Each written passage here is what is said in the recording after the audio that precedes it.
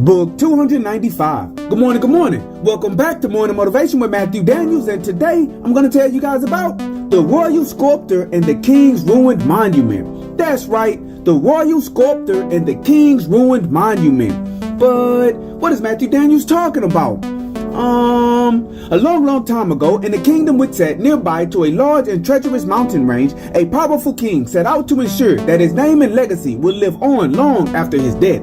In order to achieve this quasi-immortality, the king ordered that the royal sculptor come and stand before him.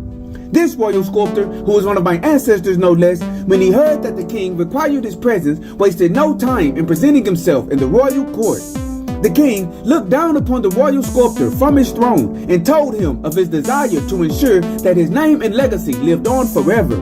To accomplish this, the king ordered him to design and create a monument that would be carved into the side of the highest mountain and be a testament to him and his reign for all time. The royal sculptor agreed to create this monument, and he went back to his home and began to think of a suitable design. After many weeks of thinking, he decided to carve into the mountain the image of a royal scroll in the fashion of the royal decrees made by the king. And upon this image of a scroll, he would then write down all of the achievements of the king, along with the king's name and genealogical record going all the way back to the gods from which the king descended. The royal sculptor took several more weeks creating smaller models of this monument and charting the mountains to decide the perfect spot to place it. He measured everything that needed to be measured, and he did geological surveys on the mountain to determine the strength of the stone and its suitability for his design. The royal sculptor employed experts in all fields to help him prepare, and after much preparation and calculations, he climbed the side of the mountain and began his task. It took him years of meticulous work and dedication to produce his monument, and after 10 years, he could see that he was halfway finished with this project. The royal sculptor was pleased with what he had accomplished, and he felt confident that he would finish his task and please the king. Then, one day, as he worked, his hand began to cramp as he chiseled, and he struck the mountainside in the wrong spot, and he heard a loud cracking sound. Panicking, he looked around, and the mountain began to rumble and groan. Then, to his horror, a large fissure shot through the face of his creation, and pieces of rock and stone began to break and fall off. The royal sculptor screamed in disbelief as he ran to safety. From a safe spot, he watched as all of his hard work went to waste, and large chunks of his monument broke loose and crashed to the ground. "No!" he cried out, with tears beginning to form in his eyes. "My life's work is crumbling right before my very eyes." The royal sculptor fell to his knees distraught. His emotional pain was increased when he heard that the king was on his way to inspect the monument. Not wanting the king to witness his failure, he ran off to meet him on the road. When he reached the king, before he could even speak, he saw that the king was looking over his shoulder at his ruined monument.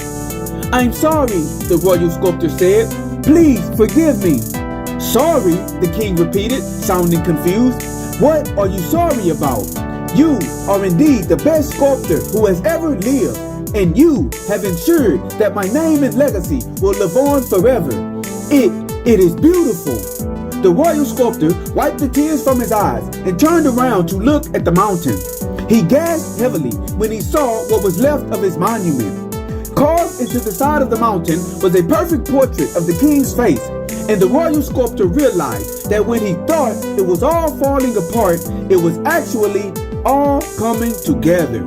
And so, the morning motivation of today is the royal sculptor and the king's ruined monument. Sometimes you can think that your entire world is falling apart. Everything that you are working on can be crumbling right before your very eyes.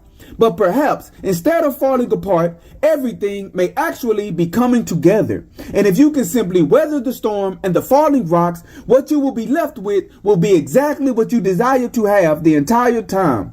So today, do not become discouraged if things appear to be going wrong. Stay strong, stay focused, and always strive to do that which is good. And remember, you are awesome, you are amazing, you are wonderful, and you are great. And you are going to change the world. I just hope I'm still alive to see it, family. I'm out. Good morning.